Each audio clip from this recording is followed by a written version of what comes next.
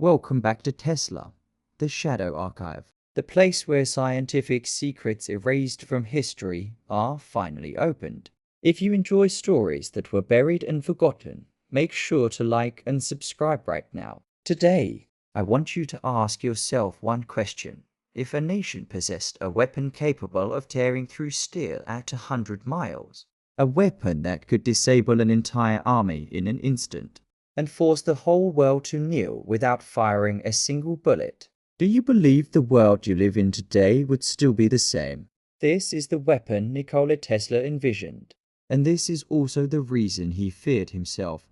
Tesla once stated, "I can produce a beam of energy like lightning, a beam powerful enough to burn engines, destroy tanks, bring down aircraft, and turn warfare into nothing more than a relic of the past."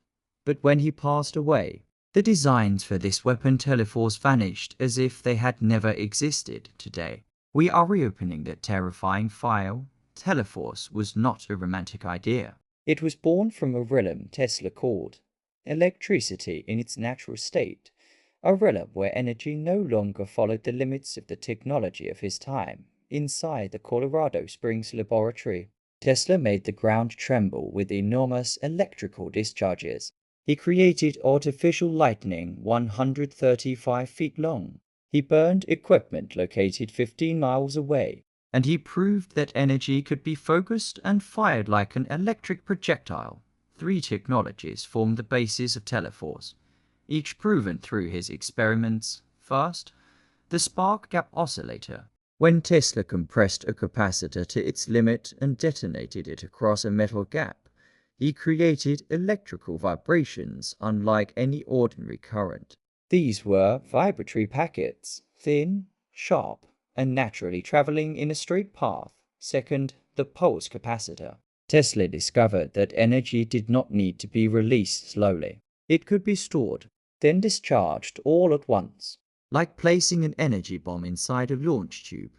Third, the rotary gap, a metal wheel spinning thousands of times per minute, unlocking cleaner, stronger, and more precise discharges. It acted like a pulse compression engine. By combining these 3 technologies, Tesla created the foundation of a weapon unlike anything that came before it. Not bullets, not artillery, not lasers, but electricity in its offensive form. Teleforce does not fire light. It does not fire heat. It fires electrically charged particles compressed at extremely high frequency, forced into a beam like molten metal, but faster and completely invisible.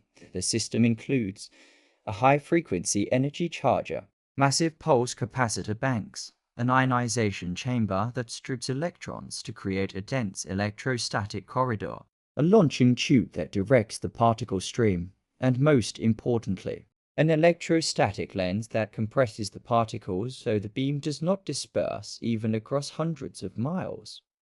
Imagine an invisible electric blade, thinner than a laser, carrying enough energy to kill any modern machine. No metal can withstand it. No armor can survive it. No warship can endure it. No aircraft can remain in the sky if it crosses its path. Tesla said that Teleforce could bring down any flying object before radar even existed. Now imagine that happening in the year 1930. A nation holding Teleforce would become an absolute empire. No country would dare to attack. No pilot would dare to take off. No army would dare to cross their borders. It is not a weapon. It is the ultimate barrier of a superpower.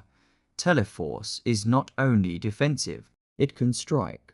It can shut down power plants, destroy a city's infrastructure, and do all of this without detonating a bomb, without infantry, without heavy weapons. If a nation possessed this weapon in the year 1930, every war on Earth would have ended before it began. Not because of peace, but because of absolute fear. Tesla understood exactly how powerful this technology was.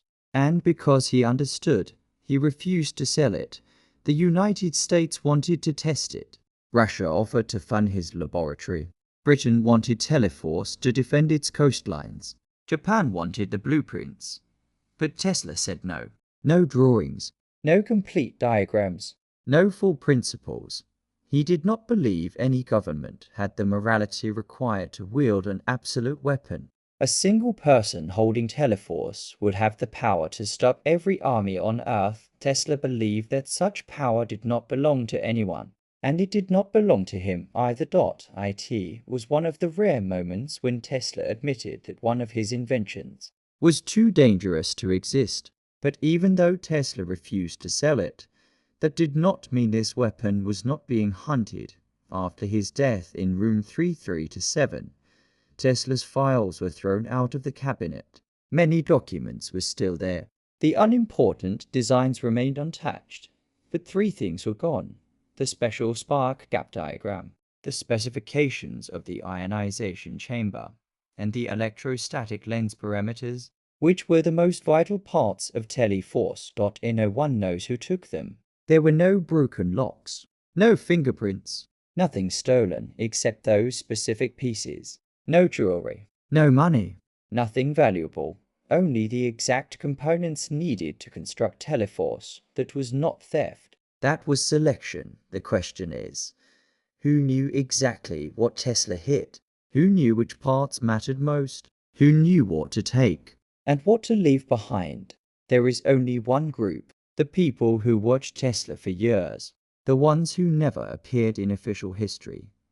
They called themselves the Council. The Council is not a government, not the Central Intelligence Agency, not the KGBN, not any corporation.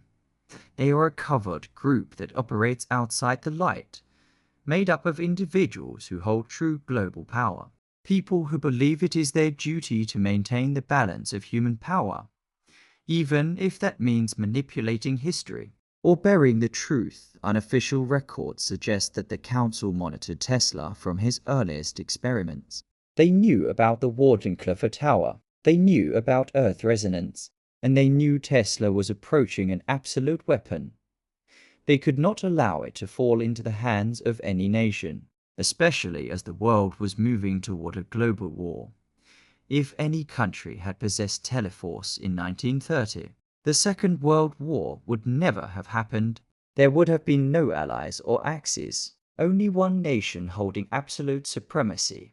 And that was something the Council had to stop at any cost. Teleforce had to be controlled, or it had to disappear. And remember this: the Council does not debate, they act. Imagine Teleforce actually being built.